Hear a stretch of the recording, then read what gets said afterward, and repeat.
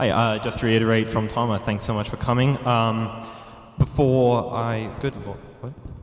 Further away, sorry. Am I audible to everyone? Good, all right. So before I begin, I suppose I should step out by saying that I'm a Libertarian and will never vote for a Republican or a Democrat, so I'm sorry for the Republicans here, sorry. So I got an invitation asking me to talk about the policy resolutions for the Liberty Movement in 2014, and the first thing I thought was, what is the Liberty Movement and where is my card? Because I'm not quite sure how we're defining it. So I thought, well, given that, I'm going to lay out the three issues I think that people who believe in individual rights, limited government, and liberty should be pushing for in the coming year. And I got thinking about the three issues in particular that I thought would, if they were reformed, would minimize human freedom, be pro-free market, and would save us some money. And the first one I would start with, this won't be too much of a surprise for a lot of people here, this is reason, but I think we need to keep on banging the drum on the war on drugs. I think that we've had great successes recently in Washington and Colorado, but work still has to be done. There are people working all across this country trying to get marijuana decriminalized or legalized, and I think that's all great news.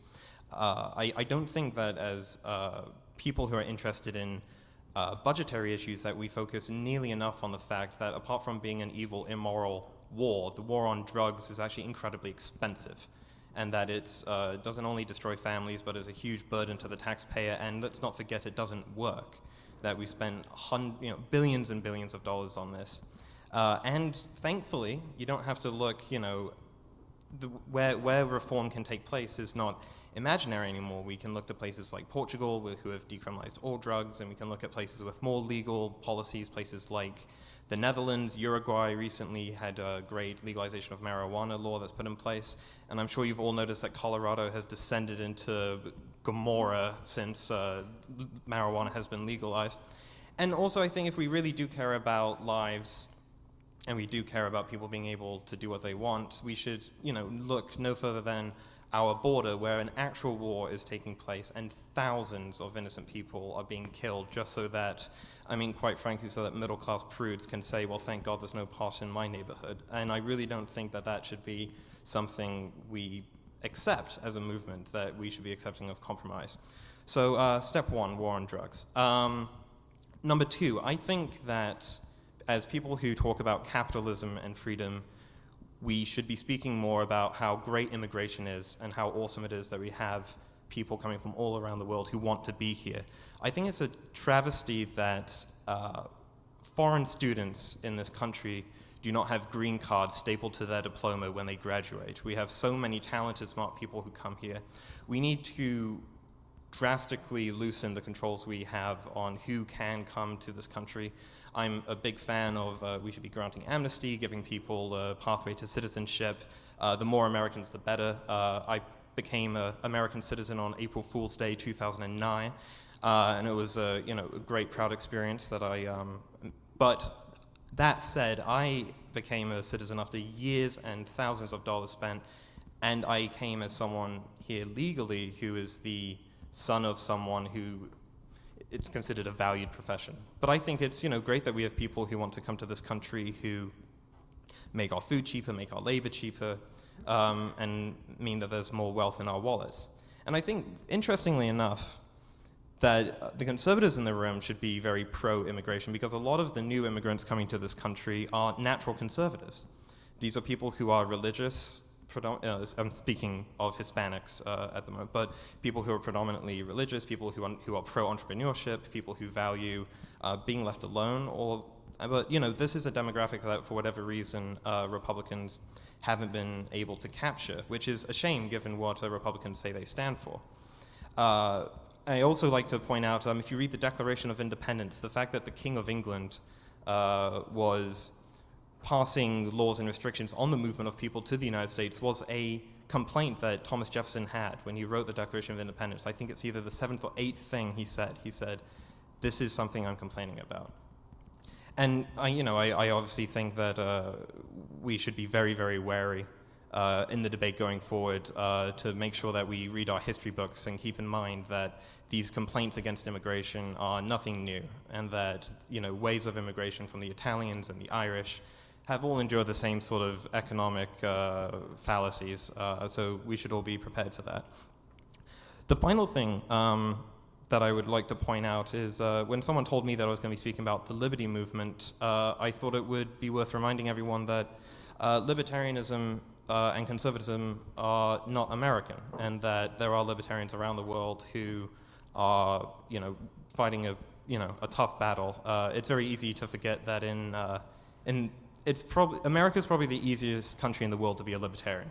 I mean, hands down, like, we have the easiest job. But that said, I think going forward we need to talk more about a policy which is the most damaging to individual liberty, limited government, and peace, and that is war.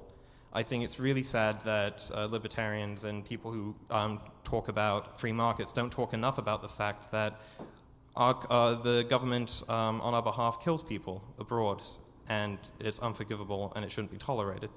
Bastiat had a great quote, said, "When goods don't cross borders, armies will." And I think that's worthwhile. And the good thing about 2014 is we have great opportunities to demonstrate that this isn't an aggressive country and that the people here are actually peace-loving. We have an ongoing situation with Iran, which is, I really hope that we manage to stop this childish obsession with sanctions when it comes to that country. I think the civil war in Syria is a sort of example of how we just should leave people alone, and that over-involvement in foreign affairs could lead to a disastrous situation there. The drone strike program, which liberals have sort of forgotten about, it has been decreasing in the last few years, but there are still people abroad who are killed by American robots, and it really doesn't help the way that we're perceived around the world. As a foreigner, I can tell you that most hatred of the United States is founded on its foreign policy. You'll very rarely hear people, rail against, the First Amendment is awful. This is something, or, Americans', attitude towards entrepreneurship and hard work is just as detestable. I mean, this is, it's the fact that the United States spends about half of the world's military spending, and it's ridiculous, and it shouldn't be tolerated. That is, what I will add, very briefly, is that all three of the things I outlined, as I put in front, even if you disagree with them on some sort of moral or cultural level, they will save money. And it's something I hear Republicans banging on and on and on about, is that we spend way too much money. Okay, I agree. And but maybe we should cut some of our military spending. Maybe we should relax regulations on the border. Maybe it would be worth ending the war on drugs, which doesn't work. It's worth keeping in mind that the war on drugs imprisons people that could be contributing to the economy. That we're separating families. There are tons of single mothers in this country, and if Republicans play their cards right, the war on drugs could be the civil rights issue of this century if they play their cards right. And thankfully there are some Republicans. Rand Paul in the Senate is working with Cory Booker, which is very good news. And I'm sure that Washington and Colorado will probably work out fine, but that remains to be seen. But I remain cautiously optimistic. So that's me done.